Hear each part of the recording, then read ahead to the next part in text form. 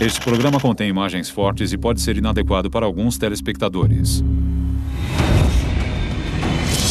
Para os agentes do serviço secreto,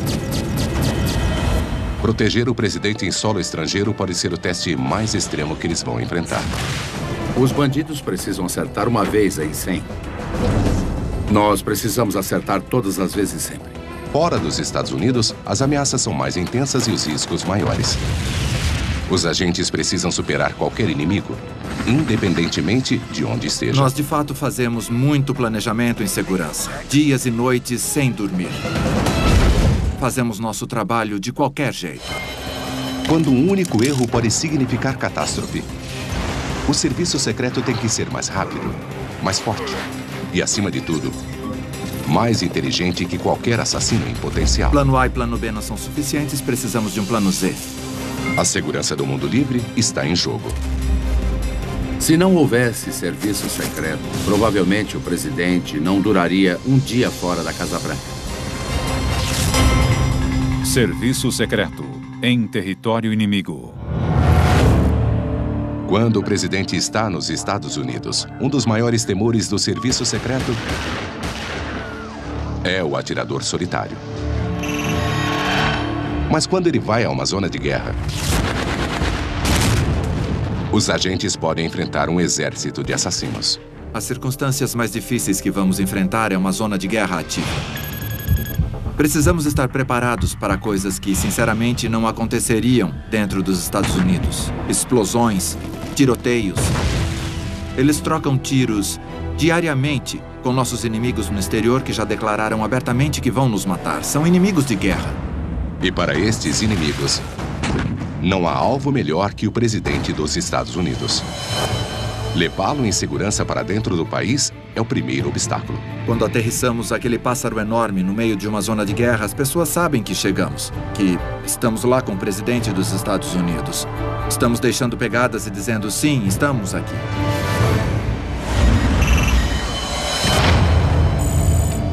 27 de novembro de 2003. A guerra no Iraque já se desenrolava há 8 meses. Bagdá era um campo de morte e tropas americanas desgastadas passariam o primeiro fim de ano a milhares de quilômetros de casa. Enquanto se reuniam para o primeiro dia de ação de graças na zona de guerra, uma visita surpresa os saudou. I was just looking for a warm meal somewhere. Foi um momento marcante para o comandante-chefe. Mas para a equipe do serviço secreto que o levou secretamente por 9 fusos horários e para um território extremamente hostil, foi um triunfo ainda maior. Se soubessem que o presidente estava indo, forças inimigas poderiam facilmente preparar um ataque às tropas americanas ou até planejar a derrubada do Força Aérea 1. Portanto, a prioridade máxima do serviço secreto foi o sigilo. Não há dúvida de que o nível de ameaça não pode aumentar. Muitas variáveis nesses países estrangeiros não são fáceis de controlar. Qualquer viagem para uma zona de guerra ativa vai envolver um elemento de sigilo que nós não teríamos em um evento doméstico. O sigilo é mais importante em operações no exterior, não há dúvida. Naquele dia de ação de graças, a maior parte da equipe da Casa Branca, a imprensa, até o ex-presidente Bush, chegou em Crawford na esperança de passar o feriado com o presidente. Quando o presidente vai a uma guerra ativa, antes de tudo, mantemos o segredo pelo máximo de tempo possível, ou seja, só sabem os que precisam saber. Quando o dia de ação de graças amanhecia no Texas, o presidente Bush já se dirigia para o Força Aérea 1. Todas as precauções foram tomadas, desde carros sem identificação a uma transferência de avião na base da Força Aérea de Andrews, até a interferência em todos os transmissores de telefonia celular ao longo do caminho. Temos uma força de segurança extremamente competente à nossa disposição. Aquele era o comandante-chefe, então medidas extraordinárias foram tomadas. Quase 14 horas depois, o Força Aérea 1 começou a descer na zona de guerra. O aeroporto de Bagdá era um alvo importante dos insurgentes há meses. 5 dias antes, um jato de passageiros foi derrubado por um míssil guiado pelo calor. Mas mesmo se o Força Aérea 1 fosse forçado a aterrissar sob tiros, ele estaria preparado. As contramedidas do Força Aérea 1 são suficientes para dizer que estão lá e também para dizer que eu não vou comentá-las. As verdadeiras defesas são confidenciais, mas acredita-se que o Força Aérea 1 tem a proteção mais moderna que existe. Dizem que tem contramedidas infravermelhas. Uma tecnologia confunde a habilidade dos mísseis de rastrear, fazendo-os se desligar do alvo. Outro truque de alta tecnologia. O sinal do Força Aérea 1 pode parecer muito maior do que realmente é. O resultado? Um míssil guiado por radar pode não conseguir interceptar seu alvo. Outra defesa que não possui tecnologia tão alta, mas é tão eficiente quanto, surgiu das forças aliadas e alemãs na Segunda Guerra Mundial. Eles confundiam radares com tiras de folha metálica. Hoje, um banho de confete metálico chamado chaff pode ser usado para confundir mísseis aéreos guiados por metal. E para deter mísseis guiados por calor, o Força Aérea 1 pode usar sinalizadores incandescentes como isca, afastando disparos das turbinas do avião. O Força Aérea 1 também fortaleceu sistemas elétricos para mantê-lo voando até através de pulsos eletromagnéticos de uma explosão nuclear. Às vezes, a melhor defesa é o próprio voo do Força Aérea 1. Com insurgentes fortemente armados observando a área perto do aeroporto de Bagdá, descer para um pouso pode significar ser derrubado. Em vez de uma descida gradual padrão sobre a zona de perigo, o Força Aérea 1 fica no alto acima do alcance de mísseis até chegar diretamente acima do aeroporto, quando faz uma abordagem em espiral para pousar. O comandante-chefe visitou os soldados no aeroporto por quase 3 horas. E milhares de insurgentes, fortemente armados, permaneceram sem saber que o alvo número 1 deles estava logo ali em seu território, até ele já ter ido embora. Mas, às vezes, este tipo de sigilo é um luxo que o serviço secreto não tem. 25 de março de 2000. Presidente Bill Clinton fez uma viagem diplomática bem divulgada para o Paquistão. Um país volátil que acabara de sofrer um golpe militar e conhecido por ser um foco de muçulmanos extremistas. Mais uma vez, o Força Aérea 1 seria um forte alvo quando se aproximasse de Islamabad. Um problema que o serviço secreto precisava negociar. Jamais podemos dizer que o presidente estará sempre seguro que é um caso resolvido. Não. O que fazemos é reduzir as possibilidades. Nós tomamos medidas extraordinárias para dar segurança ao nosso presidente. Saindo da Índia, Clinton subiu as escadas de seu avião e desapareceu de vista. 90 minutos depois, a aeronave se aproximava de Islamabad quando foi detectado um míssil de lançamento manual. Mas o serviço secreto estava à frente de seus inimigos. E imediatamente após Clinton ter embarcado no avião, o serviço secreto tirou o escondido e o colocou em um jato executivo da Gulfstream, que o transportou secretamente até o Paquistão. Há um motivo para levarmos 2 de tudo. Nunca se sabe em que carro, helicóptero ou avião o presidente está. Nós não informamos isso. Enganar, às vezes, é a nossa melhor opção. Para os agentes, a visita foi um exemplo extremo de até onde eles precisam ir sempre que o presidente viaja para o exterior. Em um país estrangeiro, como você faz o seu serviço? Fazemos o nosso de qualquer forma. A cada ano, o serviço secreto gasta milhares de horas e milhões de dólares tentando prever todos os meios possíveis que um agressor pode usar para tentar matar o presidente. Se você é um bom assassino em potencial, provavelmente passou alguns meses tentando descobrir a melhor maneira de matar alguém. Provavelmente fez o seu dever de casa, muitas vezes online, tentando descobrir os pontos vulneráveis e até talvez, se tiver dinheiro, fez um teste com alguns de seus amigos terroristas. Mas o exército que você vai enfrentar passou anos e anos planejando e treinando para reagir com precisão a praticamente qualquer coisa que você tenha pensado. Algumas de suas situações de treinamento seriam para nós meio bizarras, mas Não são bizarras, porque o que aconteceria se alguém pusesse um polegar falso envenenado e apertasse a mão do presidente? Isso já foi pensado. São situações como esta que reforçam o que nós fazemos em campo, porque já vimos isso antes, sempre praticamos.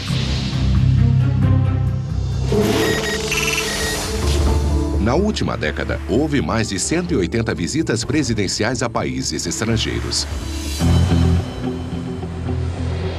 Quando o presidente chega a um país estrangeiro, o primeiro e, às vezes, mais difícil trabalho do serviço secreto é deslocar o presidente por terra com segurança de um ponto a outro. A segurança do presidente precisa ser feita de forma tão eficiente quanto se ele estivesse no gramado da Casa Branca. Quando o presidente deixa as fronteiras dos Estados Unidos, tudo muda e se torna muito complicado. Mas, uma vez em solo de um país estrangeiro, os desafios para o destacamento de proteção do presidente começam. Os perigos são mais críticos, as armas são maiores e o inimigo tem a vantagem do território doméstico para encurralar sua presa. Saia de lá. Saia da zona de morte. Enquanto estiver lá, estará com sérios problemas.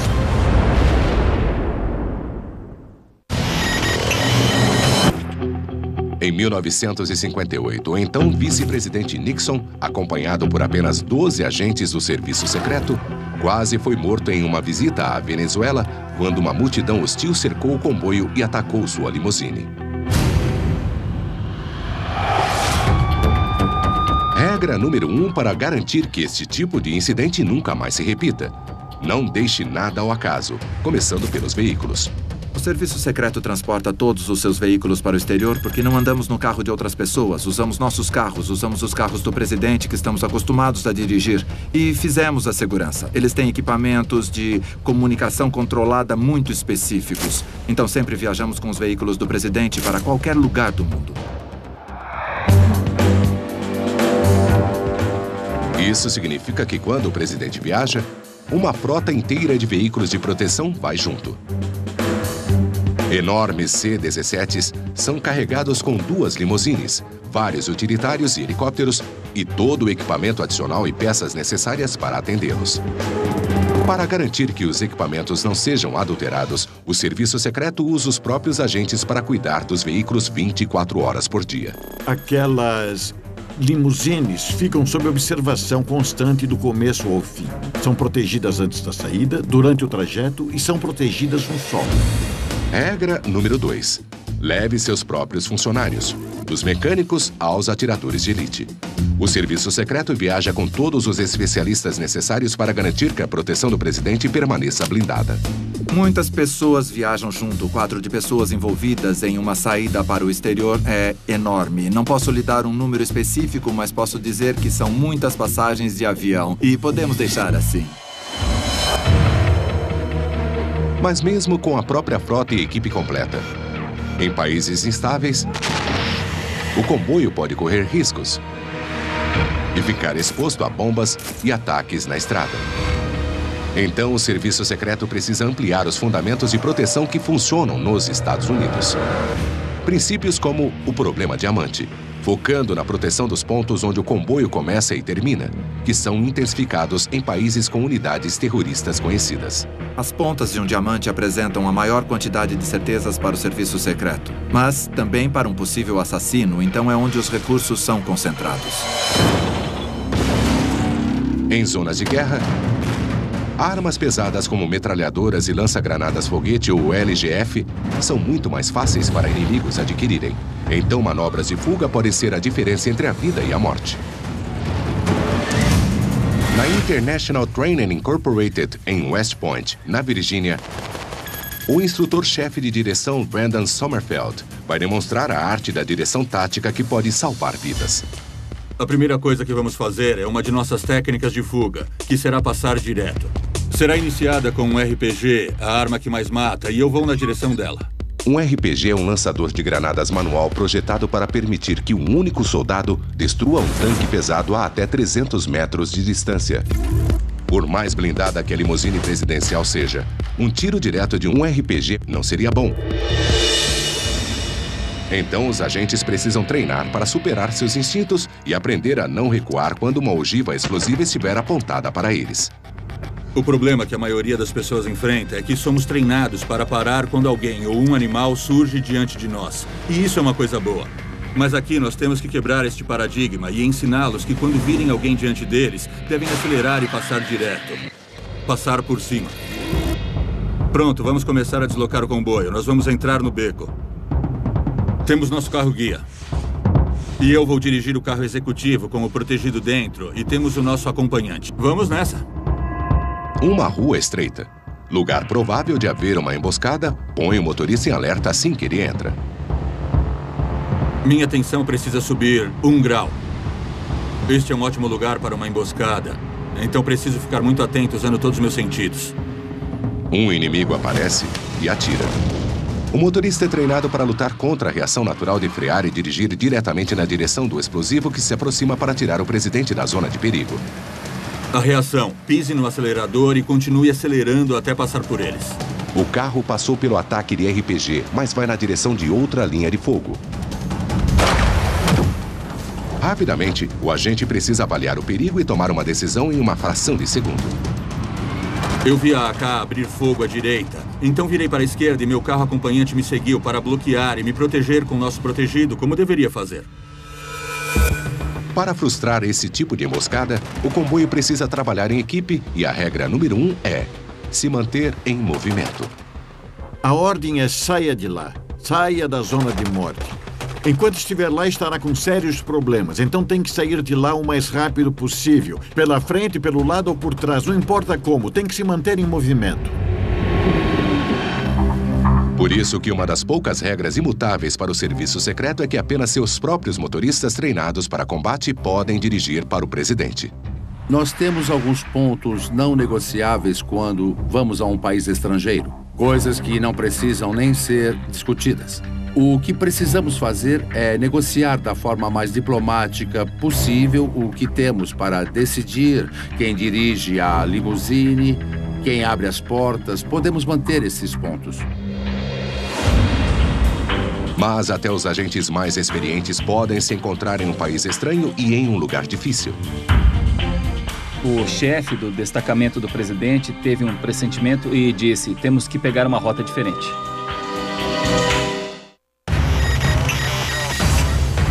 Em viagens ao exterior, o serviço secreto depende da ajuda de governos estrangeiros e da polícia em um dos aspectos mais importantes da proteção presidencial: inteligência. No serviço secreto, nós não produzimos inteligência, nós a consumimos. Nosso relacionamento com a comunidade que reúne inteligência é extremamente importante para o serviço secreto fazer seu trabalho. Não poderíamos cumprir nosso dever neste mundo globalizado em que vivemos hoje sem ela. Esses recursos de inteligência estrangeiro vivem lá, comem lá, respiram lá. Eles sabem tudo sobre o tal país. Sabem onde as ameaças estão. Novembro de 1996. O Força Aérea 1 aterrissou nas Filipinas. No momento em que o presidente Clinton pisou na pista, ele se tornou o principal alvo em um país tomado por violência incessante e sentimento anti-americano. Nós vamos a alguns países onde a avaliação de ameaças é muito maior que em outros países. O agente da divisão da inteligência no reconhecimento vai informar o líder do reconhecimento. Ele vai lhe dar atualizações diárias, às vezes a cada hora. Isso depende da ameaça específica naquele ambiente. O nível de ameaças hoje é alto. Quando o comboio de Clinton se preparava para sair do centro de Manila, agentes receberam uma notícia perturbadora da inteligência local.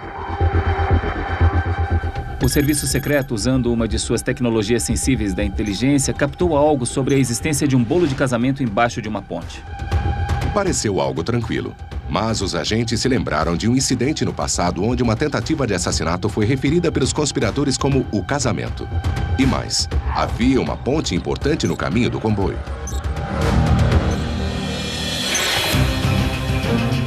O chefe do destacamento do presidente teve um pressentimento e disse: temos que pegar uma rota diferente. Então, se algo foi descoberto, uma bomba, essa mudança do plano inicial para o plano B, C ou D deveria ser contínua, faz parte do processo de planejamento. Houve vezes em que as coisas não se materializaram como deveriam, mudança de horário, eventos que podem não ter sido tão bons como imaginávamos. Nós temos que resolver tudo na hora, temos que fazer dar certo. Imediatamente, o comboio desviou para uma das rotas de apoio passando por fora de Manila. Adicionou 45 minutos à viagem, mas nenhuma ponte seria atravessada. O presidente Clinton não gostou, mas seguiu o conselho do chefe de seu destacamento.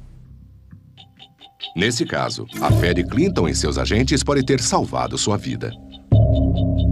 Depois, quando o serviço secreto e a polícia de Manila inspecionaram a ponte que o presidente planejava atravessar, eles encontraram uma bomba relógio improvisada.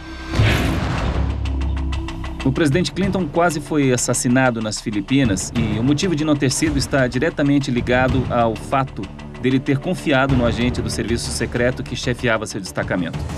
Uma investigação subsequente descobriu o cérebro por trás da trama. Um terrorista saudita então desconhecido vivendo no Afeganistão. Osama Bin Laden. Em 99% das vezes, a inteligência não leva a uma bomba ao assassino. Mas os terroristas só precisam acertar uma vez em 100. Nós temos que acertar todas as vezes sempre. E esse é o tipo de estresse que vivemos quando damos proteção em qualquer nível. Para melhorar suas probabilidades, o presidente viaja com sua própria unidade de forças especiais. A equipe de contra-ataque da elite do serviço secreto, uma parte importante para a segurança do presidente dentro dos Estados Unidos, a equipe CAT é ainda mais importante em situações instáveis no exterior. Sua missão, além mar, é conter qualquer ameaça com poder de fogo opressivo e dar ao presidente uma rota de fuga, no caso de um ataque dos mais violentos. A equipe de contra-ataque é muito semelhante às forças especiais e aos fuzileiros navais nas Forças Armadas, como uma reação imediata a ataques organizados ao presidente. Aquelas pessoas são altamente treinadas e estão fortemente armadas.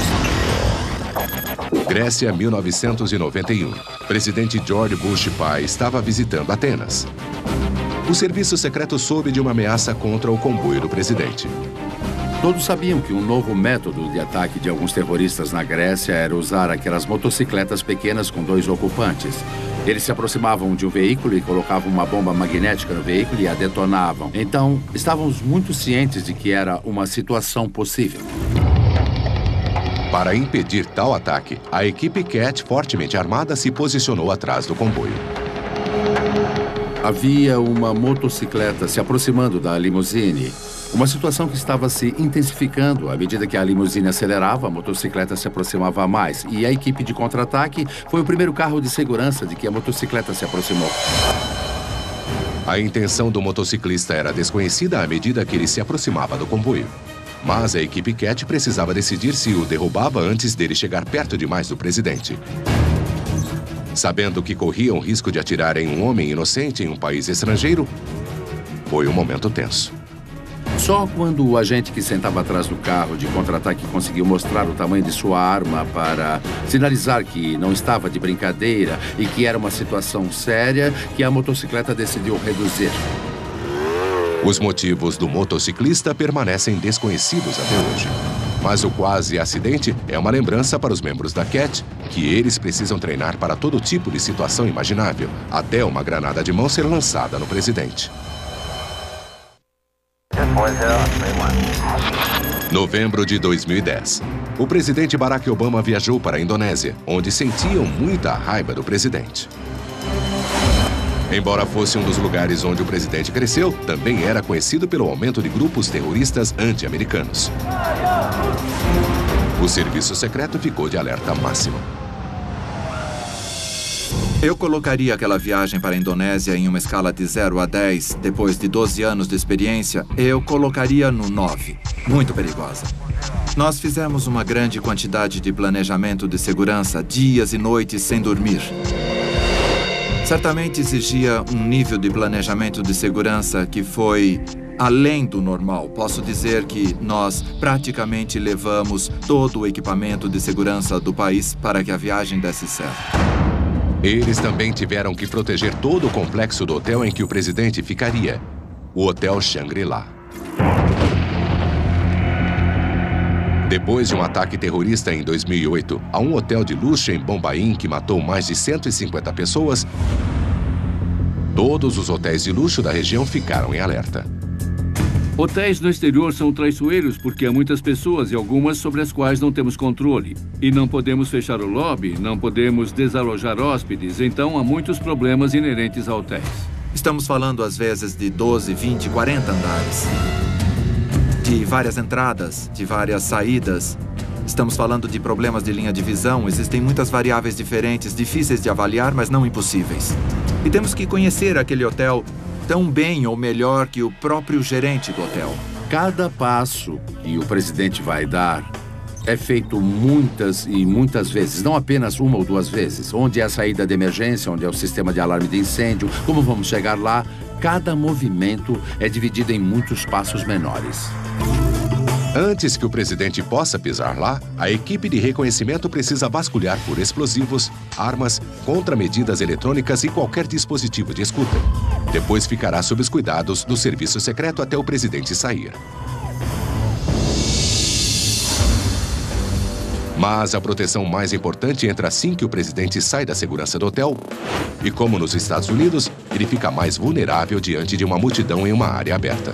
Eventos internos são naturalmente reservados. Tem entradas específicas e saídas específicas. Eventos externos são desafios diferentes. Talvez tenhamos que criar alguns limites. Precisamos construir lugares, criar os fluxos por onde as pessoas vão chegar e por onde vão sair.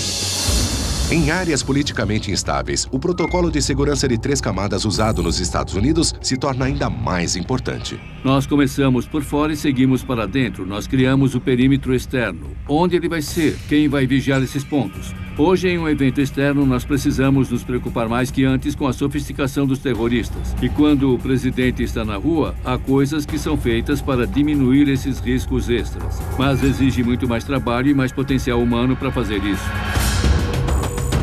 Em áreas externas, as barricadas são controladas pelas forças locais, normalmente polícia ou forças armadas. Magnetômetros são o ponto de controle pelo qual todo espectador precisa passar para chegar ao segundo círculo. Unidades com cachorros, uma parte vital da equipe de segurança do presidente em casa, costumam ser levadas para viagens ao exterior. Com um olfato 44 vezes mais forte que o do homem, eles são inestimáveis para limpar o segundo perímetro de qualquer dispositivo explosivo possível. Como sempre, o último e mais crítico anel de defesa são os próprios agentes. O Destacamento de Proteção Presidencial, ou PPD. O anel interno sempre vai ser o PPD, aqueles agentes específicos escolhidos para o presidente dos Estados Unidos, que tem intimidade com ele. O objetivo é que o anel externo detenha qualquer ameaça antes que ela se aproxime do presidente. Mas quando a multidão inteira é agressiva, o PPD é mais necessário. Dia 11 de junho de 1992, o presidente George W. Bush visitou o Panamá. Ele planejou falar para uma multidão em uma praça ao ar livre. O presidente estava fazendo um discurso e era acompanhado pelo presidente interino do Panamá. Havia muita gente que não nos queria lá. Mesmo com o público mais amigável, esta seria uma grande preocupação para o serviço secreto. Mas aqui, o sentimento anti-americano continuava alto, 3 anos depois que os Estados Unidos derrubaram o ditador panamenho Manuel Noriega. O membro da equipe CAT, Joe Funk, estava lá. Aqueles provavelmente foram os dias mais estressantes, porque não sabíamos o que aconteceria exatamente. Havia muitas pessoas correndo que não sabíamos se eram policiais ou quem eram. Muitas armas sendo exibidas. Havia muitos fatores desconhecidos. A multidão ficou mais agitada. Começou o coro anti-americano. A equipe de contra-ataque se preparou para a violência. Obviamente, chegamos mais perto do limite se estivermos enfrentando uma multidão que não gosta do presidente ou que tenha visão diferente. Ficamos mais alertas, porque qualquer coisa pode acontecer, não apenas uma ameaça ou um ataque, qualquer coisa. Quando o protesto explodiu em um tumulto, a polícia respondeu com gás lacrimogêneo.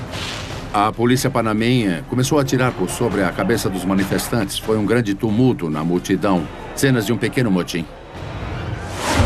A equipe CAT entrou em ação. Foi a vez que a equipe de contra-ataque saiu do veículo e tudo que nós treinamos nos 3 anos e meio anteriores seria posto em prática.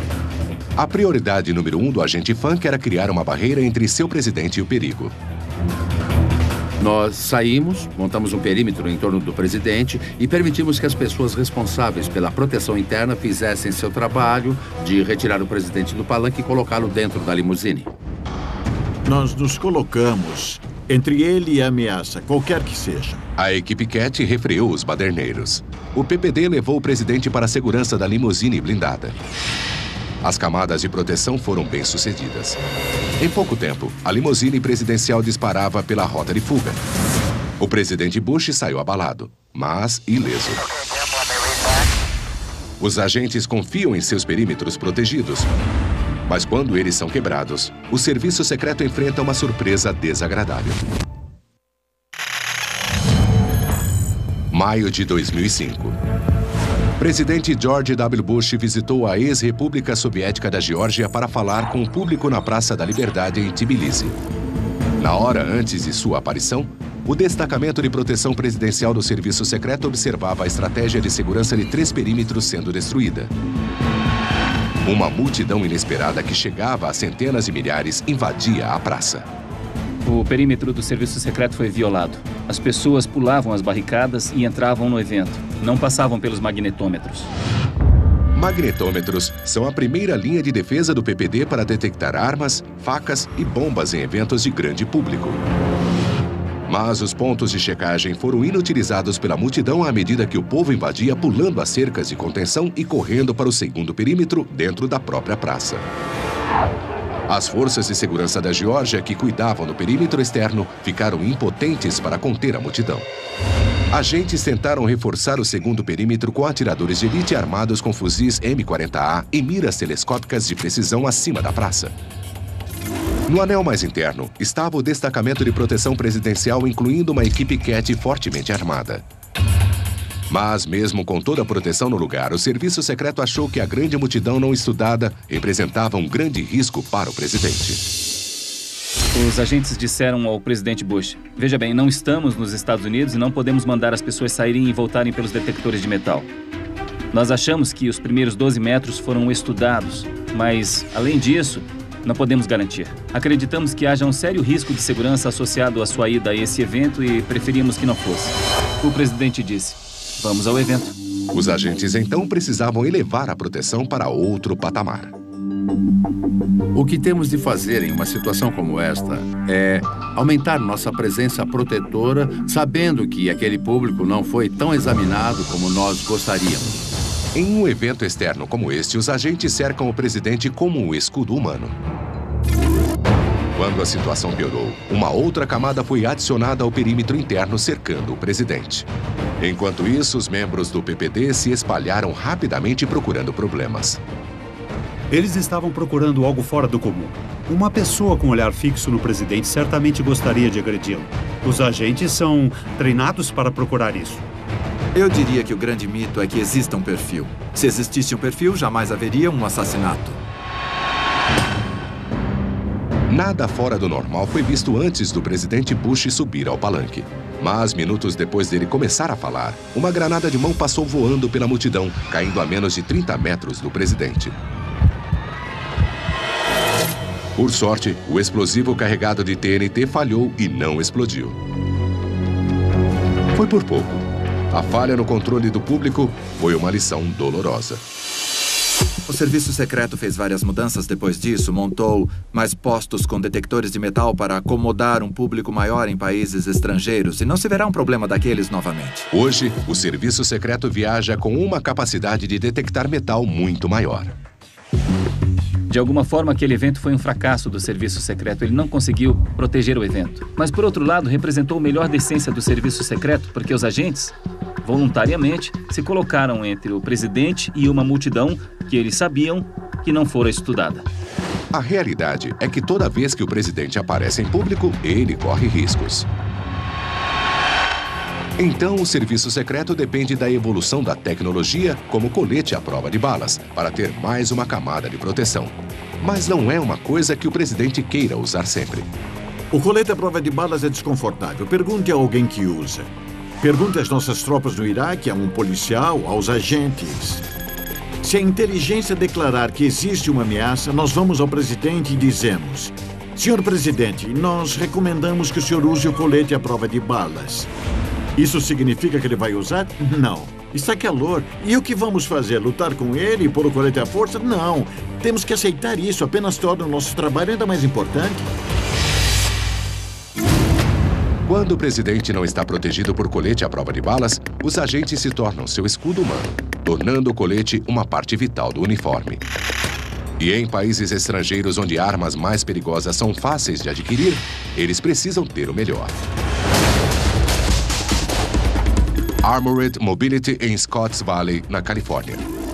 O proprietário Michael Berrito e o ex-comandante da SWAT, Bill Gaza, vão demonstrar a capacidade de última geração do colete top de linha usado pelo PPD.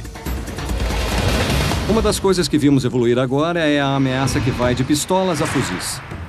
O que a AMI criou foi este colete de design discreto que pode ser usado embaixo de uma camisa e uma jaqueta, e o público em geral não vai saber que você está com essa proteção.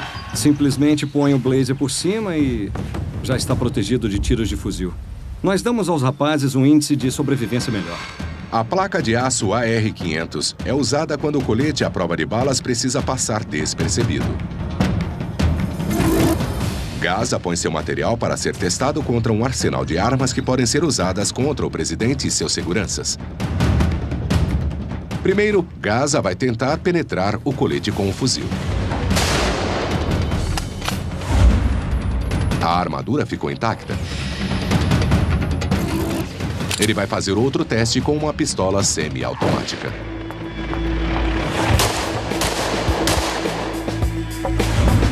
Nenhuma penetração.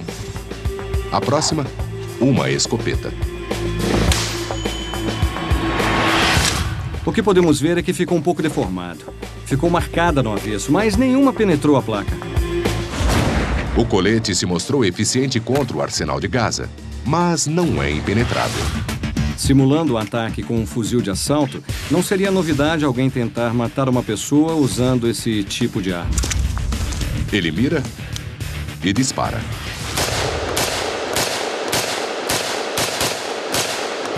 A saraivada de tiros sucessivos e rápidos levou o colete ao ponto de ruptura. O que eu fiz foi espalhar o trauma por essa área. E parece que ele não resistiu. Como podem ver, ele se abriu e 2 balas passaram. Em um ambiente ameaçador onde assassinos têm acesso a armas cada vez mais letais, coletes mais eficientes são uma necessidade. A placa AMI TAC 3S é um colete à prova de balas feito de um material da era espacial chamado Dyneema. Berrito arriscou mais testando a armadura com projéteis maiores e mais potentes, usando o mais famoso fuzil de sniper já construído. Este é um fuzil Springfield M1A1, calibre .308. É o projeto que os atiradores de elite usam.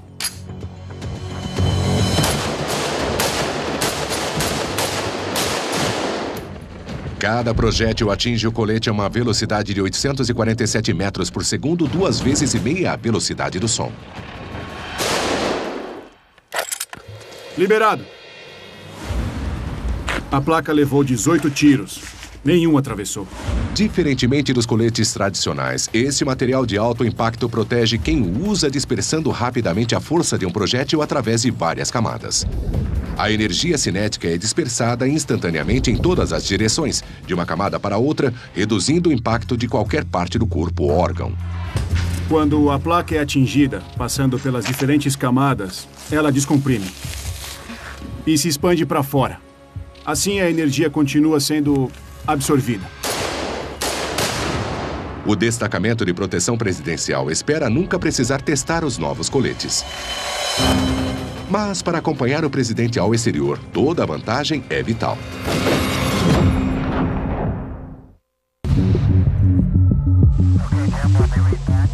Mesmo após as intermináveis preparações que antecedem as viagens internacionais, um ataque ao presidente pode vir dos lugares menos esperados.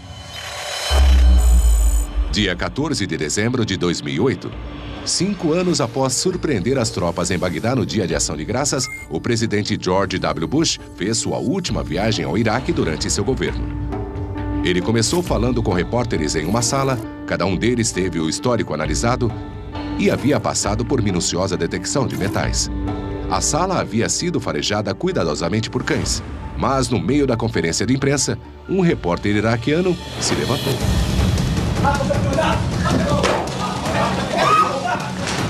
Antes de ser contido, o agressor atirou 2 sapatos no comandante-chefe. O presidente ficou assustado, mas ileso.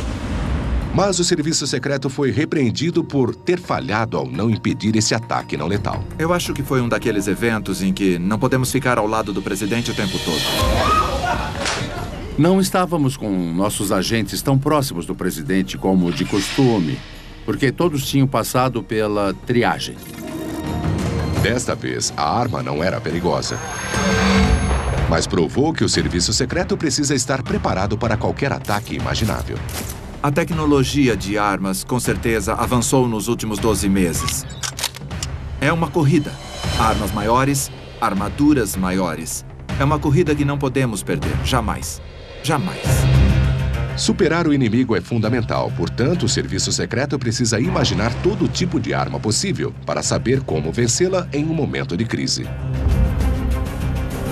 Se houver uma ameaça que possa vencer nossa segurança, nós trabalhamos imediatamente para vencê-la. É um ciclo contínuo. À medida que a tecnologia evolui, nós progredimos. Além dos agentes precisarem estar preparados para as ameaças que poderiam enfrentar hoje, eles também precisam prever o que talvez enfrentem no futuro. De armas de cerâmica não detectadas em magnetômetros ou armas guiadas por feixes a ataques de parasitas microscópicos que dizem já estar em desenvolvimento. O serviço secreto precisa determinar hoje como vencê-los em casa ou no exterior. O problema em países estrangeiros é que sentimos que não temos o mesmo controle sobre as coisas como temos nos Estados Unidos e nunca estamos certos do que vamos encontrar. Existem nações perigosas e pessoas dispostas a causar danos ao nosso país que também têm acesso a tipos variados de tecnologia. Estamos competindo com os bandidos e as nações estrangeiras com a nossa tecnologia. Contramedidas precisas são, por necessidade, mantidas em sigilo. E há muitos programas confidenciais que o serviço secreto usa com tecnologia de ponta. Há 2 motivos para o serviço secreto fazer de tudo para manter sua metodologia de proteção sigilosa. O primeiro é óbvio, não querem que os mal-intencionados saibam as medidas usadas. Mas o segundo é que cria um mistério, uma aura, que por si só já intimida. Evita que as pessoas façam coisas maldosas. Se a pessoa não sabe com precisão a capacidade do serviço secreto, isso é bom para a agência. Independentemente dos avanços de tecnologia ou táticas, uma constante vai permanecer para o serviço secreto: a dedicação de um grupo de agentes de elite com a missão de proteger o presidente. Todo o país em que já estivemos moldou sua segurança imitando o serviço secreto mais que a Polícia Federal ou qualquer outra polícia. Nós vivemos aquilo, fizemos aquilo todos os dias e para nós foi o juramento que fizemos e nossa maior obrigação. A habilidade deles de acompanhar o presidente em qualquer lugar do mundo sob qualquer condição depende deles serem mais inteligentes que qualquer ameaça, sempre. O serviço secreto não pode se dar ao luxo de ter azar nenhuma vez. Um possível assassino do presidente dos Estados Unidos só precisa ter sorte uma vez. Nós não temos nenhuma oportunidade de ter a segunda chance em alguma coisa. Se perdermos, nós perdemos. Por isso que o ambiente de trabalho no serviço secreto é de alto estresse. Muito estresse e grandes resultados. Garantindo que ninguém incomode aquela pessoa na sua supervisão. É uma vocação e muito nobre. Versão brasileira, VPN Samples.